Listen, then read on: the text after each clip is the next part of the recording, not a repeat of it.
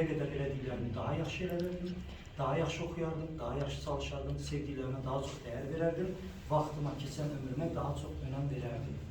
Bunu deyən, bu peşmançılığı yaşayan bir insanlardan olmayın. Zamanınızı elə bölün ki, həm xəyalınızdakı gələcəyə, həm sevdiklərinizə kifayət qədər düzgün zaman ayırırsınız və gün gəldiyində bunun peşmançılığını çəkməlisiniz. Və zaman uçur, həqiqətən uçur. Mən bir vaxtda 20 yaşlardaydım və indi 30 yaşlarını yaşayıram və dünyanın pulunu da versəm 20 yaşlara dönə bilməyəcəm. Yəni uçur və kifayət qədər sürətli uçur. Və sualım odur ki, bütün bu qədər pul qazancıları görürüz. Bonus, saat, nə qədər pul gəldi, bunların hamısını görürüz. Sualım odur, varlı mı olacaqsan? Bu qədər pul qalır. Birdən o yanılğıya düşə bilərsiniz ki, hə, uyda adam necə varlı adamdır? Yəni ki, mən də belə bu qədər pul qazancam, varlı olacaq. Olmayacaqsınız. Varlı olmayacaqsınız. Mən həyatımda 1 milyon dollar qazanmış bu günə kimi, yəni bu 15 ildə və onu xərcləmiş bir insan. Yəni, milyoner deyil, qazanmışam və xərcləmişim. Hamısı da gedib yəni. Niyə görə? Çünki o utopiyaya düşməyin ki, bu qədər pul gələcək, varlı olacaqsın. Yox. Çünki sən kapitalizm dövründə yaşayırsan, sən pul qazanmağa başlayana qədər həyat sənə hara pul xərcləməli olduğu hazırlayır. Birinci onu soruşun. Evin. Hər biriniz istəyirsiniz, burada bir mənzilə sahib olasınız. Düzdür. Sən ilk dəfə işə başlayanda nə qədər maaş alacaqsan? 600, 800, 500, 600, 800, 1000. Ortalama budur da Azərbaycanın maaşı. 1000 artıq qəşəng maaşlar. 1500, super. Düzdür. 1000 manat alacaqsan. Sənin maaşın bu, həyata atıldın, gənc bir insan, həyat qurursan özünə. İlk etməli olduğu nədir? Özünə ev almaqdır. Neçə olur Azərbaycanda ev? Sən həyata başlayırsan, başlamamış mənfi 100 bindəsən. Təbrik edirəm. Almalı olduğun bir ev var və o evə 100 bin manat qoymalısan, sənin aylıq maaşın nə qədərdir? 1000 manat. Neçə ay yemədən, içmədən bu evi əldə eləməlisən? 100 aya. Təbrik edirəm.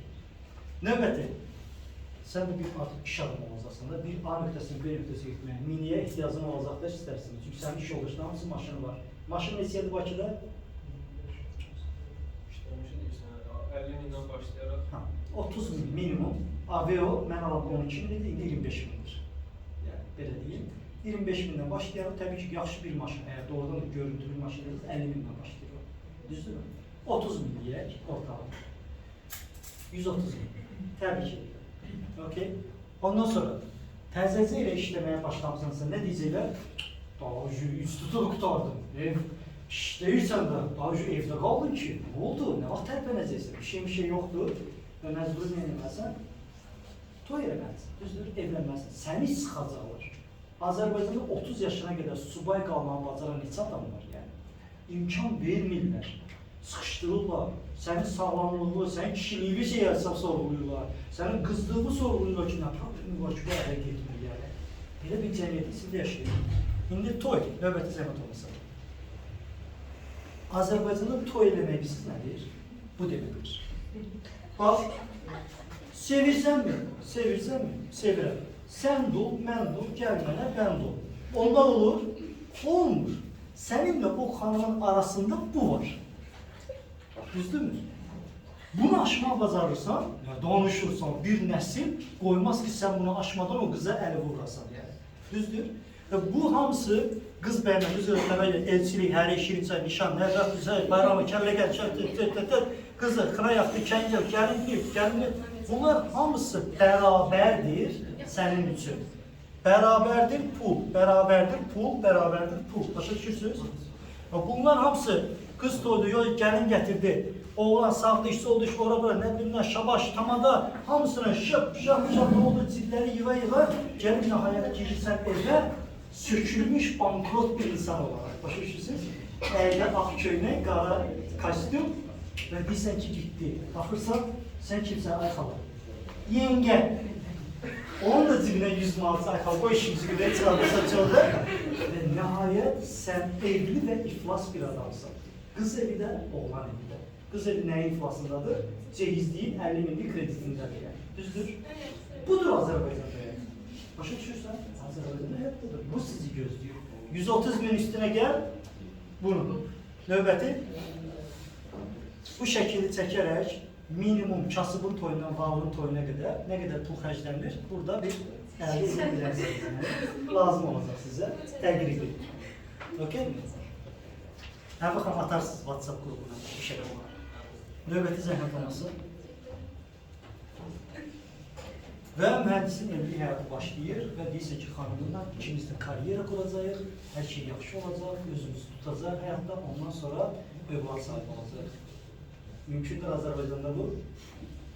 Öldüm, getdim, ömrümə az qalıb, bir kucağıma nəvə ala bilmədim. Nəvə. Xala bibi yaxınlaşır.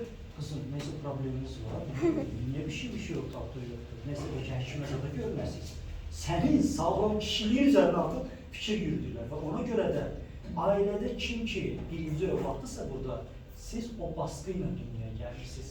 Sizi belə baba nənə üçün, al nənə gəl, veriblər ki, əl çəksinlər onlardan. Yəni, belə dünyaya gəlirsiniz. Və ondan sonra dünyaya nə gəlir? Övlad. Azərbaycanda övlad saxlamaq kostu bilirsiniz nə qədərdir? Pampersin qiyməti.